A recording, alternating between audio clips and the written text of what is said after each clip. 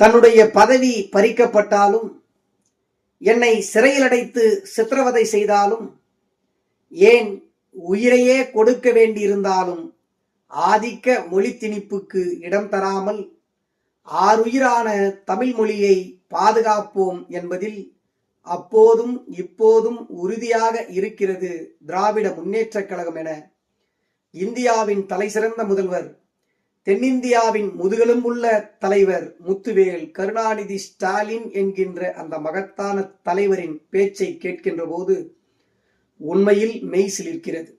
இந்த பேச்சை திரும்ப திரும்ப கேட்கின்ற போது என்னுடைய நினைவிற்கு வருவதெல்லாம் தமிழினத்தின் ஒப்பாரும் மிக்காரும் இல்லாத டாக்டர் கலைஞர் அவர்கள்தான்.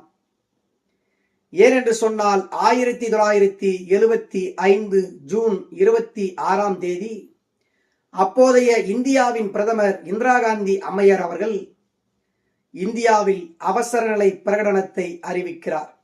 நெருக்கடி நிலை அறிவித்த 24 மணி நேரத்திற்குள்ளாக திமுக செயற்குழு கூட்டத்தை கூட்டி இந்தியாவில் அறிவித்திருக்கின்ற நெருக்கடி நிலையை திரும்ப பெற வேண்டும் என்று தீர்மானம் நிறைவேற்றிய ஒரே இயக்கம் இந்தியாவில் திராவிட முன்னேற்றக் கழகம்தான்.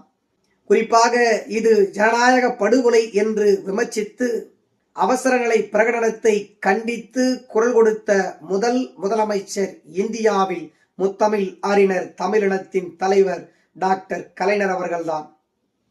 அந்த துணிச்சலுக்கு சொந்தக்காரர் நம்மை விட்டு மறைந்தாலும் அவரது மறு உருவமாக இன்றைக்கு தமிழ்நாட்டில் திராவிட மாடல் ஆட்சி நடத்தி கொண்டிருக்கின்ற திராவிட முன்னேற்ற கழகத்தினுடைய தலைவர் முத்துவேல் கருணாநிதி ஸ்டாலின் என்கின்ற அந்த மகத்தான தலைவர் மக்களுக்கு பிரச்சனை என்று வந்ததும் களத்தில் இறங்கி முதலில் குரல் கொடுக்கக்கூடிய ஒரு மகத்தான தலைவரின் பின்னால் இன்றைக்கு தமிழ்நாடு நின்று கொண்டிருப்பது ஒரு மிகப்பெரிய பெருமையாக இருக்கிறது.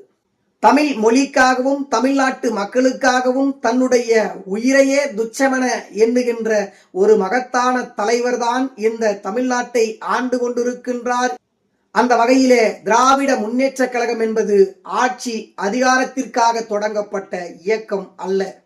மக்களுக்காக, மக்களின் முன்னேற்றத்திற்காக, தமிழ்நாட்டின் வளர்ச்சிக்காக தொடங்கப்பட்ட மகத்தான இயக்கம். மாநில உரிமைகளை பாதுகாக்கக்கூடிய இயக்கம். இந்தி திணிப்பை என்றைக்கும் எதிர்க்கும் இயக்கம். தமிழ்நாட்டு மக்களுக்கும் தமிழ் மொழிக்கும் பிரச்சனை என்று வந்தால் களத்தில் இறங்கி மக்களுக்காக குரல் கொடுக்கக்கூடிய இயக்கம் திராவிட முன்னேற்ற கழகம்.